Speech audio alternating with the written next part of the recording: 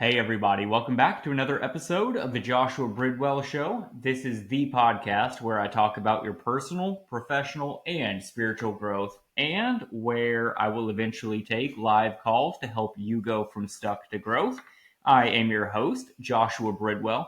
The other day, I was hanging out at a coffee shop with my friend Skylar. I mention him all the time on this show and on this YouTube channel if you're watching on YouTube. And he was showing me an article that was pretty interesting.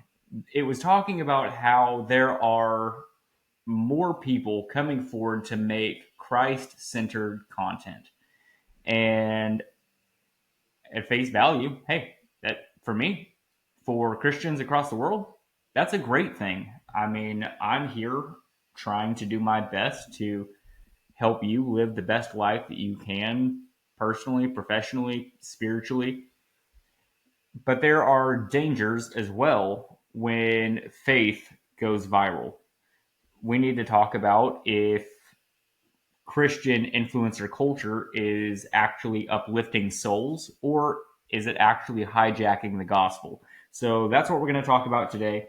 When you scroll through Instagram, TikTok, YouTube, you're going to see more Christian focused content. I mean, it's just out there, whether that's creators, whether that's pastors turned lifestyle brands, influencers preaching Jesus between sponsored posts and different trends.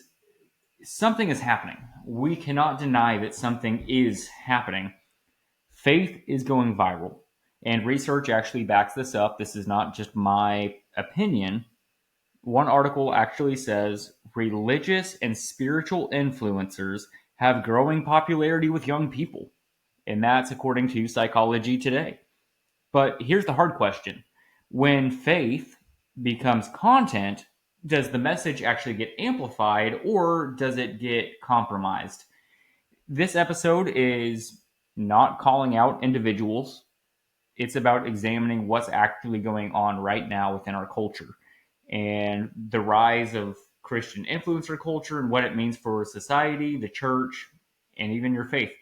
So let's look at some numbers. Let's look at some definitions so we're really clear about what it is that we're talking about. A recent scholarly article, it's important that I mention it is a scholarly article, coined the term Christfluencer to describe a new social media figure. This social media figure is someone who advocates for Christian faith on social platforms. In German-speaking countries, the study found that these influencers, these Christfluencers, often have follower counts between 1,000 and 100,000 people, and on Instagram alone, hashtags connected to Christian faith show the most usage they've ever had. For example, hashtag Jesus has 75.7 million posts, and hashtag Christian has about 22.9 million. And honestly, I think those numbers are a little bit low, but they are going up each and every day. And sure, you could make the argument that, okay, the platform's been around, so of course these hashtags are going to get used more and more and more. But I'm talking about exponential growth. And an article in Psychology Today highlights that young people are increasingly drawn to religious and spiritual influencers because they offer connection and community. I've often said that we live in the most connected time to each other with social media, but the most disconnected from those immediately around us. And these Christfluencers are offering a sense of connection, a sense of community. And honestly, I think that can be a healthy thing in social media. But meanwhile, let's broader faith data. According to a Barna/CRC report, many churches are seeing declines and need a retool for religious routines among faith. So here's what we see. We see that faith-centered content and faith content creators, they're not just this hole in the wall niche anymore. They're culturally visible.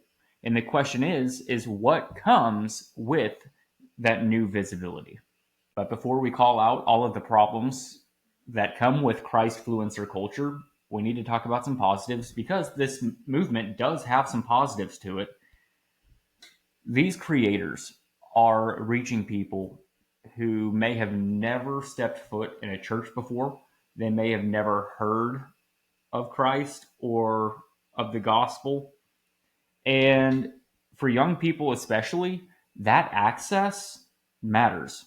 Faith is becoming culturally relevant again. That's good news. The old school church has often felt disconnected from the youth or maybe felt out of touch.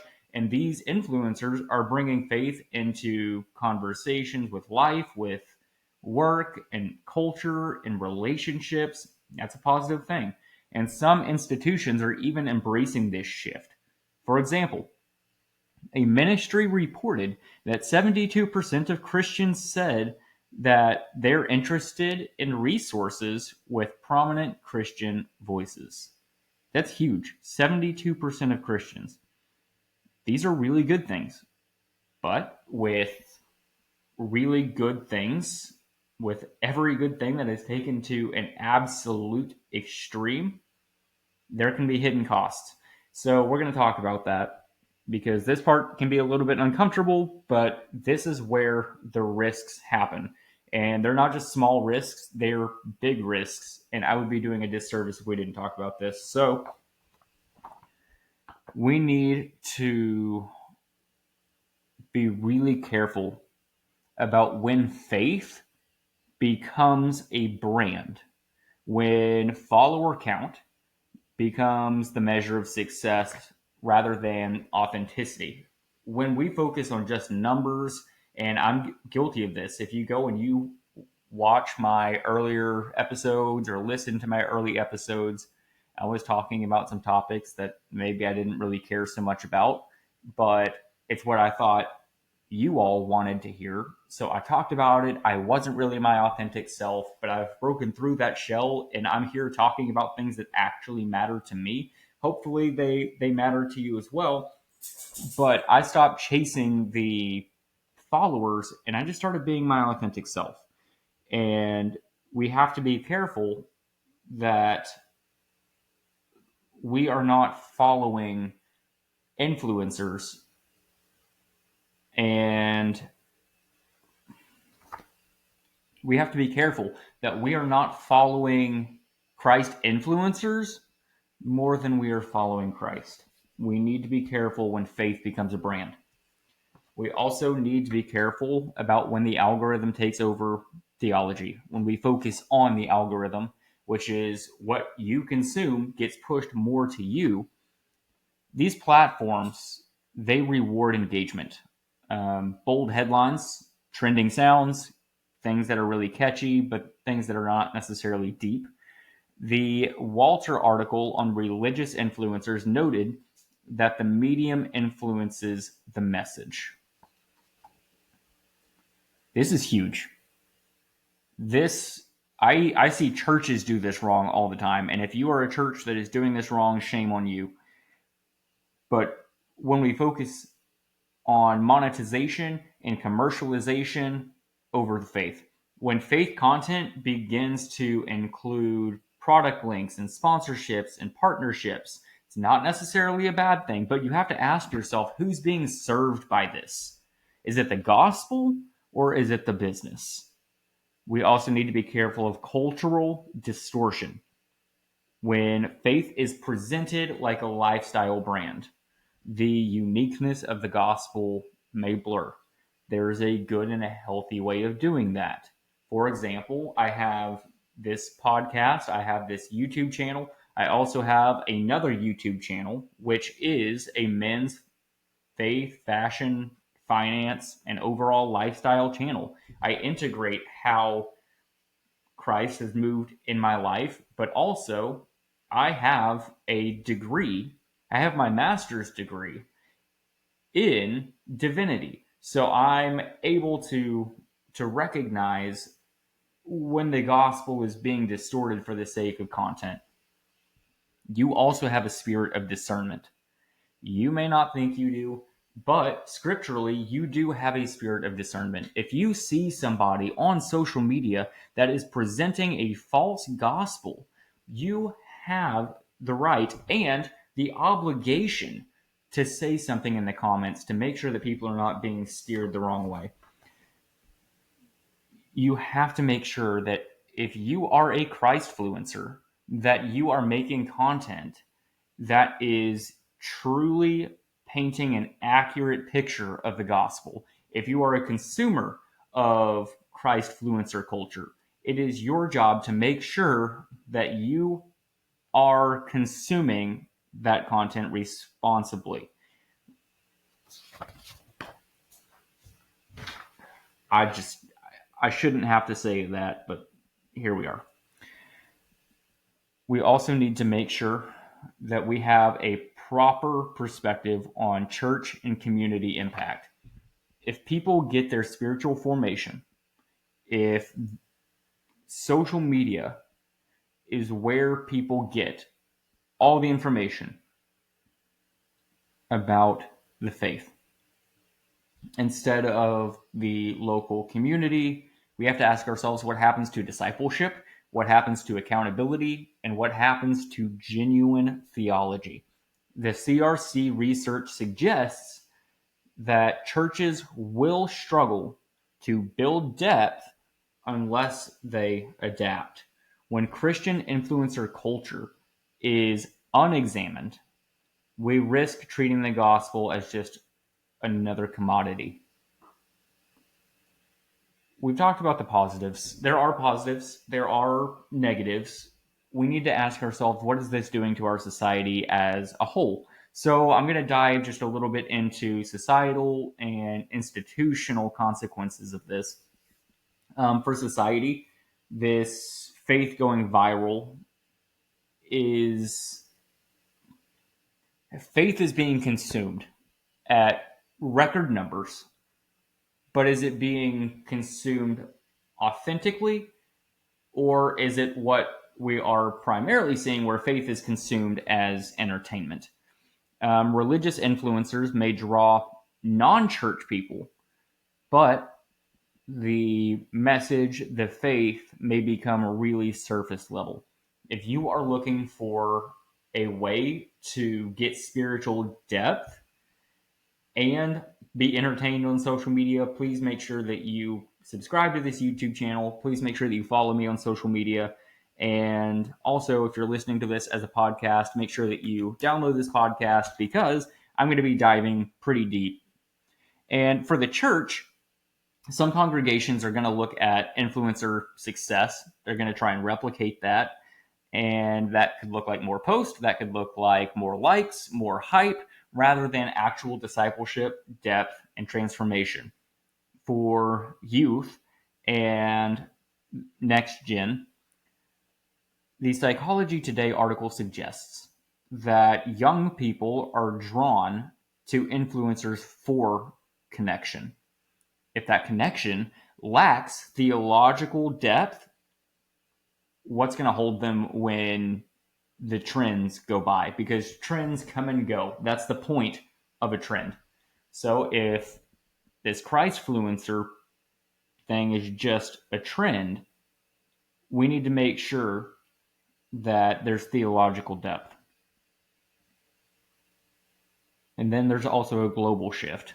The Evangelical Focus article points out that Gen Z, and in this case, Gen Z, I'm referring to people that are age 15 through 24, they may see Jesus as an influencer in 2025. The implication of that is faith culture is changing extremely fast. And if we do not set the terms, if we don't set boundaries, then we're going to see culture define the faith rather than faith define the culture. So what's the way forward for us? Whether you're a creator, whether you are a consumer, whether you are a leader or someone who just follows faith content, Here are some bold moves for you. Number one, mission over metrics. Ask yourself, is this content moving hearts? Is it being true? Is it being authentic? Am I actually leading people to God? Or is this simply just boosting my numbers? Is this boosting my reach, which ultimately lines my pockets? What are you actually focusing on, the mission or the metrics? You also need to root content in theology and in community. Do not do faith for the feed. If you want to share your faith, social media is a fantastic place to do that. But don't have faith because it's going to get clicks. Don't do faith for the feed. Do faith for you, for your soul, for the relationship with God. And monetize with integrity. If you partner, if you sell, if you promote, if you need to declare your mission, you need to maintain transparency, and you need to protect your core message. If you don't have a core message, if you don't have a mission, please make sure that you set one before you ever sit in front of a camera and try to preach about the gospel. And you also need to prioritize community over celebrity. Followers are fine. Again, I'm here on social media. I'm trying to increase my followers as well. But relationships are what's actually essential. I'm sitting here, I'm sharing this message because I actually care about you. Yeah, followers are nice, but relationships are essential. You need to lead your audience to local church, not just online. There is a place for online church. For example, the church that I attend, we have soldiers overseas who tune in every Sunday to get fed. Having digital church can extend reach, but it should not replace discipleship. If you do this, you are not just lost out at sea, being pushed by the waves. You are steering the boat. And for those of us that are anchored in Christ, remember this. In Matthew chapter 6, verses 1 through 6, warns us of doing righteous deeds to be seen by others. This is often taken out of context where it says you can't do anything for your faith publicly. That is not true, and in fact, that is counter-scriptural. However, you should not do righteous things just to be seen. It's not that social media is this evil thing. Social media is just a tool. It is amoral. If you listen to the Dave Ramsey show, or I think it's just the Ramsey show now, he talks about how you can take a brick and you can take that brick and break a window, or you can take that same brick and build a hospital. That brick is just a tool. So is social media. It's the motive in which we use social media that makes a difference. So if your feed outpaces your prayer life and your content outpaces your character, you slid into influencer faith, not intentional faith. Keep yourself in check. And if you see people that are, again, doing the gospel a disservice, say something. It is your obligation. We have to come back to the foundation. So the takeaway in all of this is that Christfluencer culture is not in and of itself bad. It's a tool as well. But like any tool, it can cause damage. It can also do really good things. If you are a content consumer, ask hard questions. If you're a creator, revisit your why. If you don't have a mission, make sure that you have one before you sit down in front of a camera. That's going to be your why. If you are a leader, you need to protect your message. You need to protect your community, and do not let the culture dilute the gospel. And I want you to share this message. I say that all the time. But if there's one message that you share, let it be this one, because this is a huge wave that is about to come through and has the potential to completely change our culture for better or for worse. I want you to share this episode with somebody who watches faith content without really thinking about it, without thinking about how it is changing their life or forming their thoughts. And again, if you haven't subscribed, please make sure that you subscribe, because faith isn't a trend, it is a lifetime. I'm going to be making spiritual content on this channel that helps you personally and professionally. And I don't want you to miss out on the great things that God has for your life. I'm not doing this because I want all of the followers in the world. I'm doing this, again, because I love you. I want you to have the best life that you can possibly have.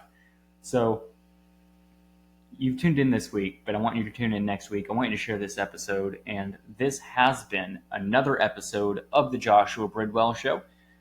Tune in next time. Let's grow.